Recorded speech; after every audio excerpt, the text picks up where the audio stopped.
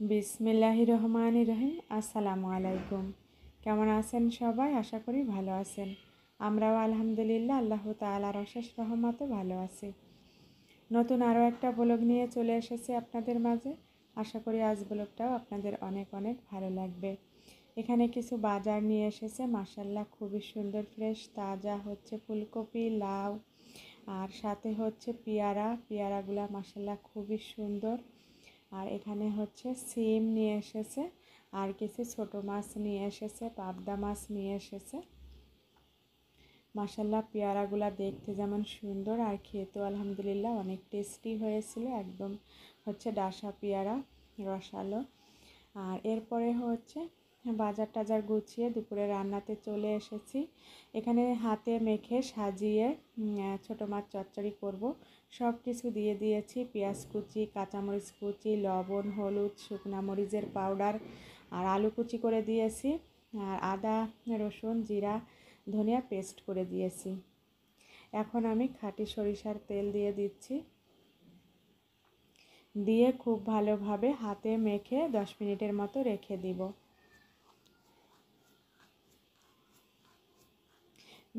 মাখানো হয়ে গিয়েছে। 10 মিনিট পরে আমি চুলায় বসিয়ে দিব। 10 মিনিট পরে আমি চুলায় বসিয়ে দিয়েছি, আর একটু পানি দিয়ে বসিয়ে দিয়েছি। আর হচ্ছে বলক আসলে আমি কিছু ধনিয়া পাতা কুচি দিয়ে নামিয়ে নেব। আর যেহেতু ফ্রেশ মাছ নিয়ে এসেছে, পাবদা মাছগুলাও আমি ফ্রাই করে নিচ্ছি। পাবদা মাছটাকে ভুনা করব, আর ছোটো মাছের চচ্চড়ি করব।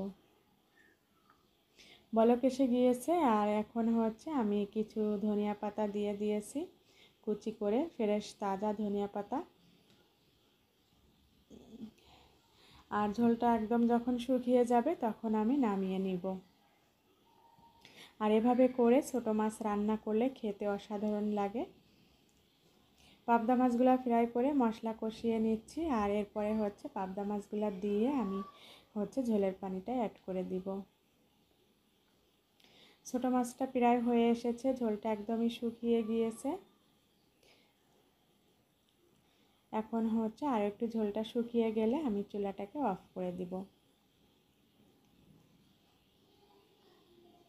আর অনেকগুলাই ছোটো মাছ নিয়ে এসেছিল।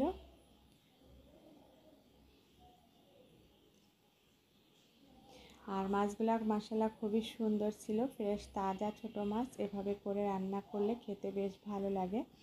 আর আমি সব সময় ছোটো মাছ সাজিয়ে তারপরে হচ্ছে মাখিয়ে রান্না করি।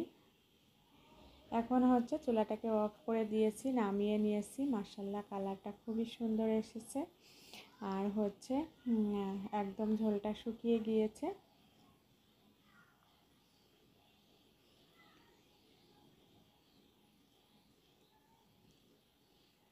আমার এই রেসিপিটা যদি ভালো লেগে থাকে তাহলে এভাবে করে বাসায় ট্রাই করতে পারেন।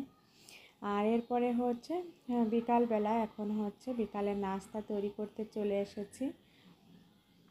আজ হচ্ছে ফুলকপি নিয়ে এসেছিল বাজার করে, বাজারের সাথে। সেটা হচ্ছে আমি কেটে ভাপ দিয়ে রেখে দিয়েছিলাম, আর এখন বেসনটাও গুলিয়ে রেখে দিয়েছিলাম। এখন আমি ফ্রাই করে নিচ্ছি।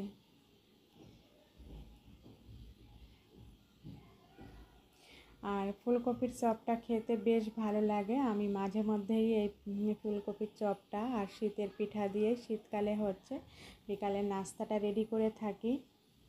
আজ হচ্ছে আমি ফুলকপির চপগুলা করে নিচ্ছি, আর সাথে কাঁচামরিচের চপ।